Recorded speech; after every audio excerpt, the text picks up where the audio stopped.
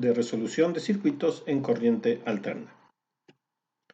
El primer caso va a ser un circuito serie, en donde tenemos un generador de tensión alterna que tiene una amplitud E, una frecuencia omega y una fase tita. Tenemos también una resistencia, una inductancia y una C, una capacidad. Y se nos pide calcular la corriente. Lo primero que tenemos que hacer es entonces transformar el circuito en el dominio de la frecuencia. Para ello ya sabemos entonces que la R que sigue siendo R, la L se convierte en J omega L y la C se convierte en 1 sobre J omega C o menos J sobre omega C. Nótese entonces que vemos que las unidades de la resistencia es ohm, la de inductancia es Henry o de Faraday o es decir, son unidades distintas, no podemos sumar cosas distintas. Para homogeneizarlos, justamente lo que estamos haciendo es convertirlo a la impedancia. En el dominio de la frecuencia, la impedancia tienen todos la misma unidad, entonces ya queda homogeneizado cuando calculamos la impedancia.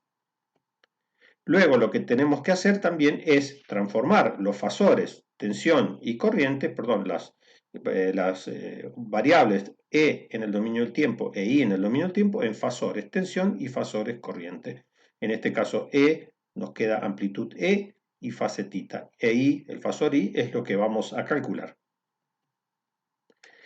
Una vez que tenemos convertido nuestras unidades, podemos redibujar el circuito entonces con el generador de tensión E y fase tita, la resistencia J omega L y 1 sobre J omega C y el fasor corriente. El segundo paso ahora, entonces, para calcular la corriente tenemos que calcular la impedancia del circuito serie, si tenemos que calcular la impedancia total. La impedancia total va a ser la suma de R más J omega L más 1 sobre J omega C. Podemos organizarlo en parte real y parte imaginaria, entonces nos queda R más J omega L menos 1 sobre omega C. Este es un número complejo que se puede expresar como parte real y parte imaginaria o como módulo y fase. El módulo va a ser Z, raíz cuadrada de R cuadrado más omega L menos 1 sobre omega C al cuadrado, es decir, parte real al cuadrado, parte imaginaria al cuadrado. La fase es el arco tangente, parte imaginaria sobre parte real. Una vez que tenemos calculado la impedancia equivalente o total del circuito serie, simplemente ahora para calcular la corriente aplicamos la ley de Ohm.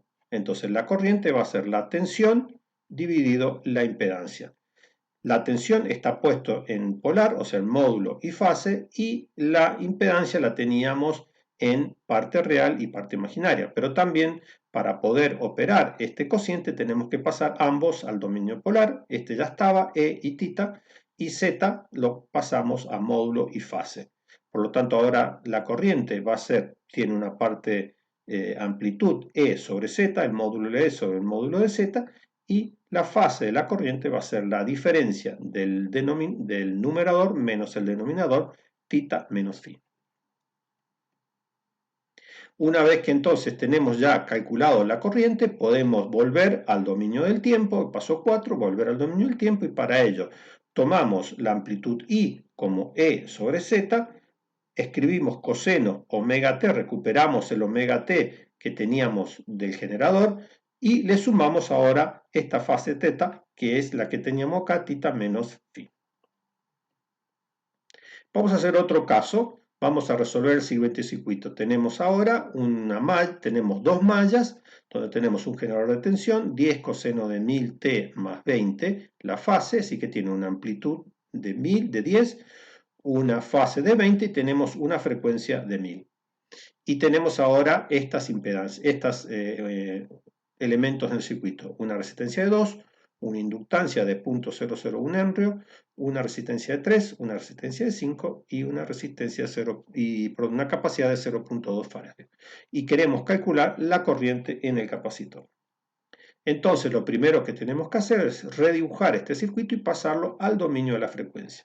Para ello entonces el generador de tensión tomamos 10 y la fase 20, este queda como está, 2 queda como está, 0.05 esta inductancia la tenemos que pasar a J omega L, entonces multiplicamos J por omega, que es 1000, por 0.05 nos queda J5 ohmios convertido. 5 queda como está porque es una resistencia. 3 es una resistencia, queda como está, es 3 ohmios. Y ahora tenemos que convertir la capacidad en 1 sobre J omega C. Entonces tenemos J, la frecuencia es 1000, 1 sobre 0.00025 nos queda menos J4 y ahí está incluida. La corriente en el dominio del tiempo pasa a ser I sub C fa sol. Entonces ahora podemos resolverlo de distintas maneras y vemos que podemos hacerlo, por ejemplo, por corriente de las mallas. Acá nótese que ponemos entonces corriente de malla A, corriente de malla B. Nótese que esta corriente de malla B es exactamente la corriente en el capacitor. Entonces resolviendo I sub B tenemos resuelto el problema. Para ello entonces escribimos las ecuaciones de las dos mallas. Escribimos 10, 20, la ecuación de la malla primera A, 10, 20 es el generador de tensión, contribuye a la corriente de malla y tenemos asociado tres impedancias, 2, J5 y 5, 2, 5 y J5, y luego le restamos la corriente de malla vecina multiplicada por la impedancia común 5. La ecuación de la segunda malla no tiene generador de tensión, 0.